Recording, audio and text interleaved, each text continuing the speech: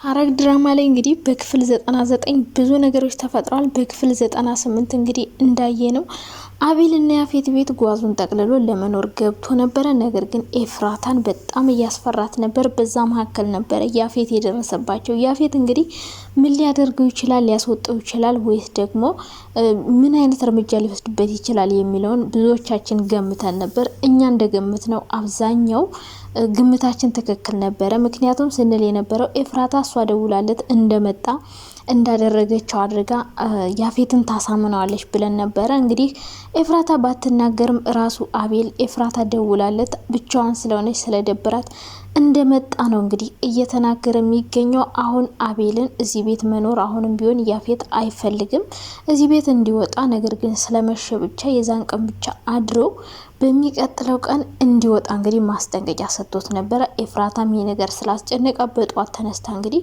ከቤት እንዲወጣና ወደ መጣበት እንዲመለስ እየነገረችው ነበር። አቤል ግን አይኑን አፍጥጦ እኔ እዚህ እንድኖር አሁንም ያፌትን አሳምኘው አልወጣም እያላት ነበር። እንግዲህ ያፌት ጧት ተነስቶ ውጣ ሲለው እንግዲህ አይ ያልነገረችም ወይ እኔ እኮ ጓዜን ጠቅልዬ እዚህ ለመኖር ነው የመጣሁት፣ ምክንያቱም ኤፍራታን ነግሬያት ነበር በማለት እንግዲህ ሁሉንም ነገር ወደ ኤፍራታ እያሳበበባት ይገኛል። ነገር ግን ያፌት ይሄ ነገር አላስደነገጠው። እንግዲህ እንደዛ ኃይለኛና ጨካኝ የነበረ ሰው ኤፍራታ ይሄን ሁሉ ነገር እንዳደረገች ሲነገር ብዙ ጥፋት ስታጠፋ ሁሉ አይቶ እንዳላየ እያለፋት ነው። ስለዚህ ያፌት ላይ ኤፍራታ የሆነ ጥንስስ ጠንስሶላታል ማለት ነው። እሷ የምትሰራውን ስራ እያከሸፈባት ነው። እንግዲህ ውጭ ሄዳ የሆነ ወረቀት እንድትፈርም ሊያደርጋት ነበረ። ወሳኝ የሆኑ ወረቀቶችን ትፈርሚያለሽ ብሏት እንግዲህ ከቤት እየወጣ ነበረ ማለት ነው ያፌት። ስለዚህ ኤፍራታን ምን አይነት ወጥመድ ውስጥ ሊከታት ነው? ሌላው ናታን ነው። ናታን እንግዲህ ስራውን በደንብ እየሰራ ነው።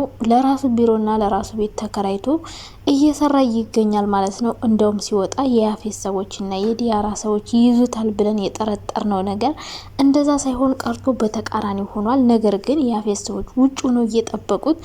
ናታን በየት እንደወጣ ግራ ገብቷቸዋል። ሉሊት ደግሞ ቤቱን እየተከታተለችው ነበር። ነገር ግን እንደወጣ ስትደውልላቸው ናታንን ውጭ ላይ አላገኙትም ማለት ነው። ይሄ ነገር እንግዲህ በየት እንደወጣ በሩን አጣርታ እንድትነግረው ለያፌት እንግዲህ ሉሊትን ማስጠንቀቂያ እየሰጣት ነበር። ሉሊት ግን ምንም አይነት በርም ቀዳዳም ስላላገኘች በቃ ግቢውን ቀርጭ ልላክልና ከዛ በኋላ ፈልገ ካገኘው በዚህ በር ያንተ ሰዎች ቆሙና ናታን በሚወጣበት ጊዜ ይይዙታል እያለች ነበረ። ነገር ግን ናታን ከወጣ በኋላ አልተመለሰም። የራሱን ግቢና የራሱን ሆቴል ተከራይቶ እዛ ውስጥ ሆኖ እየሰራ ይገኛል ማለት ነው። አሁን ላይ ሉሊት ምንም አይነት ነገር ማግኘት አልቻለችም። ቤዛንም ቢሆን የተወሰነ ፍንጭ ለመጠየቅ ሞክራ ነበር። የት ነው የምትመጪው?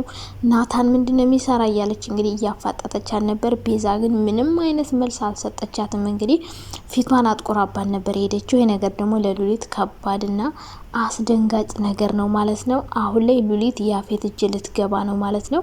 ያፌት ደግሞ ስለ ናታን በደንብ መረጃ ማግኘት ይፈልጋል። ነገር ግን እሷ የሚፈልገውን ያክል መረጃ እየሰጠችው አይደለም። ነገር ግን ናታን ስራውን በአሪፍ ሁኔታ እየሰራ ቢገኝም አንድ ከባድና አስደንጋጭ ነገር ቀጣይ ክፍልን ሊቀይር የሚችል ነገር ተፈጥሯል። ስራውን ተደብቆ እየሰራ ነበር። ማንም አያውቅም ነበረ። ሶ በር ላይ ሆኖ ያንኳኮ ሰው ማን ነው? ከዛ በፊት ግን ዲያራ ደውላ እንዲገናኙ ጠይቀው ነበረ። ነገር ግን ናታን ዝግጁ እንዳልሆነ፣ ስራ እንዳለበት፣ እሷን ሊያገኛት እንደማይፈልግ ነግሯት ነበር። ምናልባት ዲያራ ትሆን ይሆን ወይስ ደግሞ ሌላ የያፌት ሰዎች ወይስ የህግ ሰዎች? ምን አይነት ሰው ሊሆን ይችላል በር እያንኳኳ የነበረው? እንግዲህ ምን እንደሚሆን አይታወቅም። በቀጣይ ክፍል የምናየው ነው የሚሆነው። ቤዛና እንግዲህ ጓደኛዋ አንድ ላይ አሁንም ጊዜ እያሳለፉ ይገኛሉ።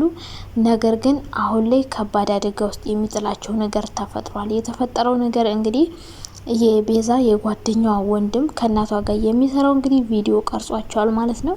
እናትየውም እንግዲህ ማን እንደሆነች አብረው የምትሰራው የት እንደሚውል የት እንደሚገባ ተከታተልልኝ እያለችው ነበረ። ስለዚህ እናትየው ምናልባት ቤዛ መሆኗን ስታቅ ልጁ እንግዲህ ከማንም ጋር እንደሚውል ምን እንደሚሰራ ለእናቱ አይነግራትም በግልጽ ሁሌ ይደባበቃሉ፣ በሰላም አይዋውሩም።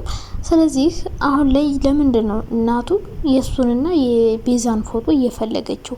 ቤዛን ምን ልታደርጋ? ልታስወግዳት ነው ወይስ ምን እንደሚፈጠር እንግዲህ ገምቱ ማለት ነው። ሰላም ውዴ ቻናሌ ቤተሰቦች እንዴት ናችሁ? ደህና ናችሁ?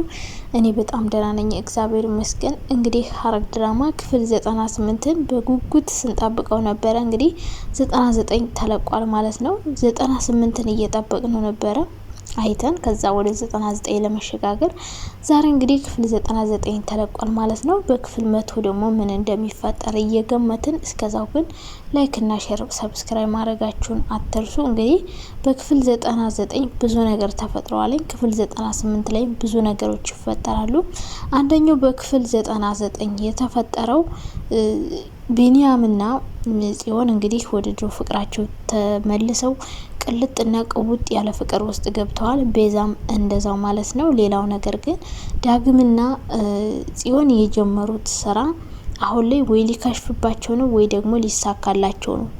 እንግዲህ የሆነ ሰው ደውለው ጠርተው አሁን የመጣችው ልጅ ምን አይነት መረጃ ይዛላቸው መታ ይሁን፣ ስለ አቤል መረጃ ለሰጣቸው ይሁን፣ የአቤልን መረጃ ይዛ ይሁን አላቅም። ብቻ የሆነ ሰው አግኝተው ከዚህ በኋላ አቤልን የሚያስፈራሩበትን መንገድ እየፈለጉ ይገኛሉ። እንግዲህ ዳግምና ጽዮን ይሳካላቸዋል አይሳካላቸውም፣ ይሄ በቀጣይ ክፍል የምናየው ነው የሚሆነው። ሌላ ገኒ ናት። ገኒ አሁንም ኤፍራታን ማግኘት ትፈልጋለች፣ ማየት እየፈለገች ነው። ናፍቃኛለች፣ ላያ ተፈልጋለሁ እያለች ነበር። ነገር ግን ቢኒያም ስልክ ቢደውልላትም ስልኳ ስለማይሰራ በሌላ ቀን ስልኳ ሲሰራ አገናኝሻለሁ እያለ ለገነት የመጽናኛ ቃላቶችን ቢኒ እየወረወረላት ነበረ። እንግዲህ እሷም በተስፋ እየተጓዘች ትገኛለች። ኤፍራታም የገንየን ነገር እርስት ስትዋ አድርጋ የናታን ነገር ላይ ናት ያለችው አሁን ላይ ማለት ነው። ቤት ውስጥም ሆና ያፌት እያጣደፋት ስለሆነ ነገሮች እንዳሰበችው እየሄዱላት ስላልሆነ አሁን ላይ የገነትን ነገር እርስት አድርጋ የራሷን ነገር እየኖረች ነው።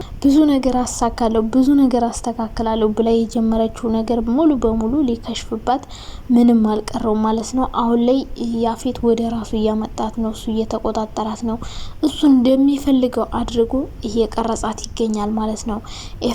ኤፍራታ አሁን ላይ ከባድ ወጥመድ ውስጥ ናት። አንደኛ ነገር አቤል እዛ ቤት መኖር አልነብኝ፣ ካልኖርኩ ግን የናታንን ቪዲዮ አሳልፌ እሰጣለሁ እያለ ነው። ሁለተኛው ነገር ደግሞ ያፌት እዚህ ቤት እንዲወጣ እየጠየቃት ይገኛል። አቤል እሷ ናት ያስመጣችኝ እያለ ነው። እውነቱን እንዳትናገር ደግሞ የናታን ነገር ስለሚያሳስባት ማለት ነው። እና አሁን ላይ ኤፍራታ ከባድ ወጥመድ ናት። ምናልባት የወጥመድ ሊፋቅና ሊነሳላት የሚችለው ጽዮንና ዳግም የጀመሩት ነገር ተሳክቶላቸው አቤልን ወደ መቀመቅ ከወረወሩት ምናልባት ኤፍራታ ነገሮች ይቀሉላታል።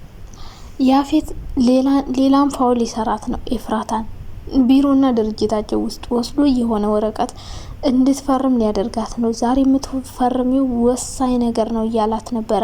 ናታን ያልቅ ላል እያለው ነበር። ስለዚህ ኤፍራታ በፈረመችውና ባደረገችው ነገር ናታንን የሚጎዳ ነገር የሚጎዳ ፋይል ይዞበታል ማለት ነው። አሁን ላይ በቀጣይ ክፍል ናታን የእውነት አሸንፎ ያፌትን ወደ መቀመቅ ይርውራል ወይስ ደግሞ ያፌት እንደለመደው አሸንፎ የናታንን ስራ አክሽፎበት ራሱ እየገሰገሰ ልክ እንደስካሁኑ ሴቶችንም እያሰቃየ የሚቀጥል ይመስላችኋል? የህያዋን ጉዳይ እንግዲህ ቤዛ ፖሊስ ጣቢያ ለፖሊስ ጣቢያ እየፈለገቻት ትገኛለች። ነገር ግን እስካሁን ድረስ ምንም አይነት ፍንጭ እንዳላገኘች እየነገረችው ነበር ለጓደኛዋ። እንግዲህ ሐረግ ድራማ ቀጣይ ክፍል ምን ሊፈጠር ይችላል የሚለውን ነገር ገምቱ።